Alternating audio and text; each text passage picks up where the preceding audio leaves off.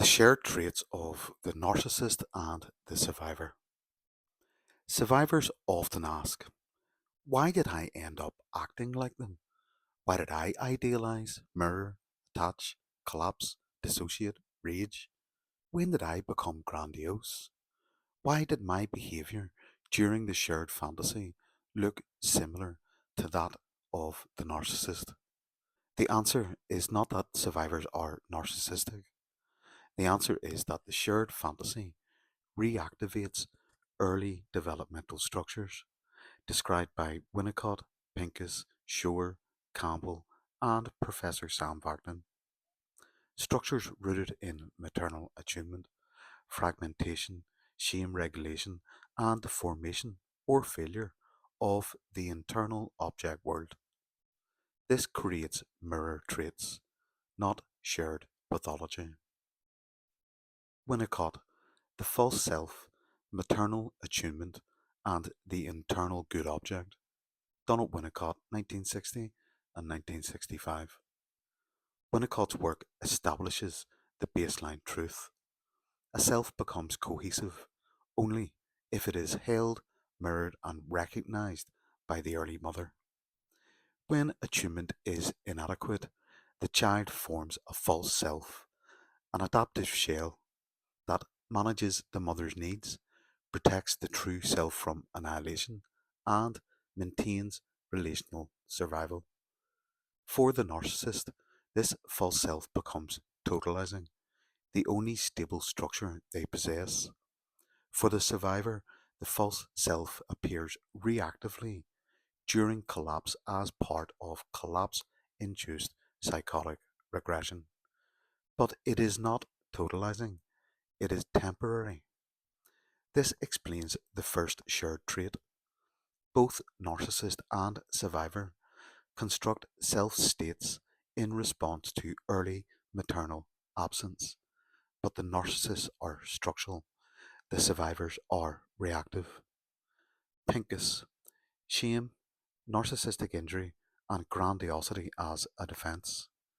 Pincus and Lukovitsky, 2010. Pincus showed that narcissistic self regulation revolves around shame avoidance, self esteem instability, grandiose self states, vulnerable self states, and the oscillation between the two. Grandiosity is a defense, vulnerability is the wound.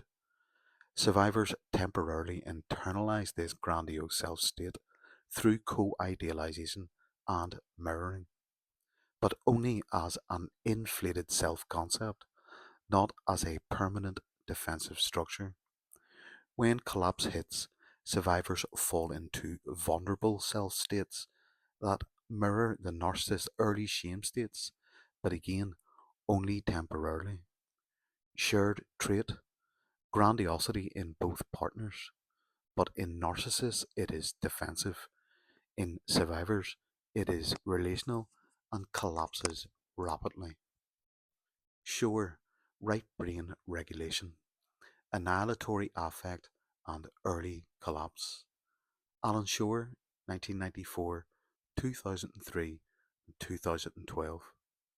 Shore described how the infant's right brain, the seat of affect regulation and self continuity, depends completely on maternal affective attunement.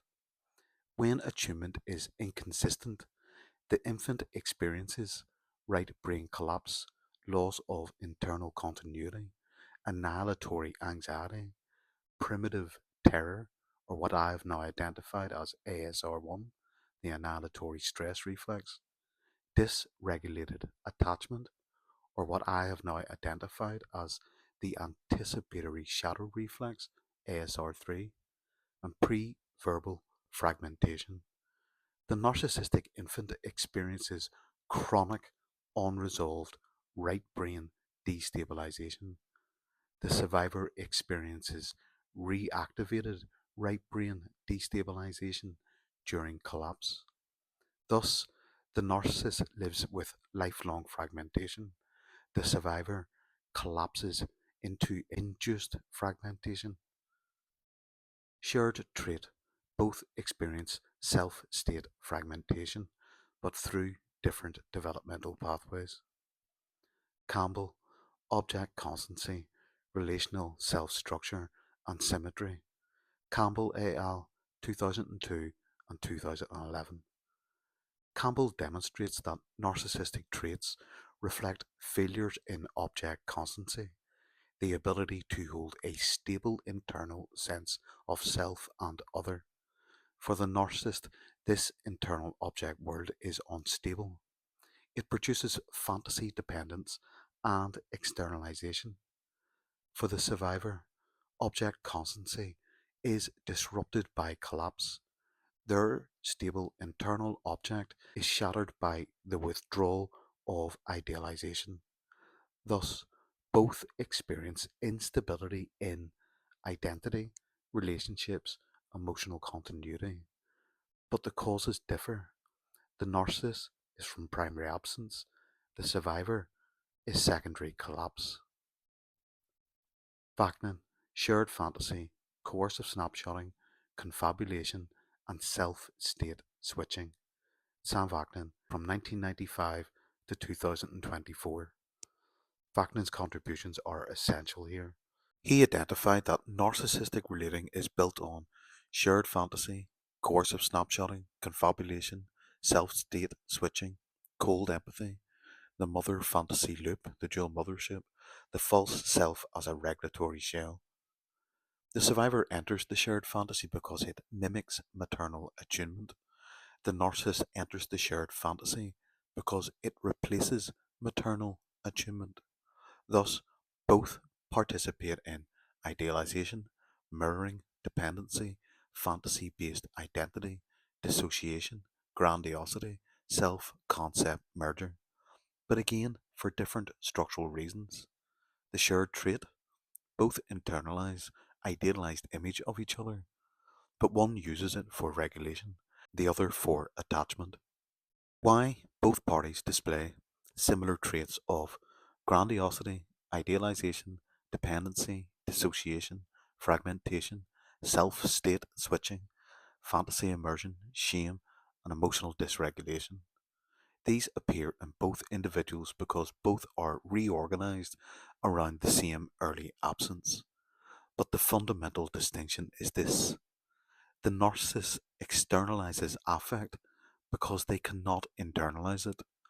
The survivor internalizes affect because that is how they survived childhood. Thus, both became mirror images only within the shared fantasy.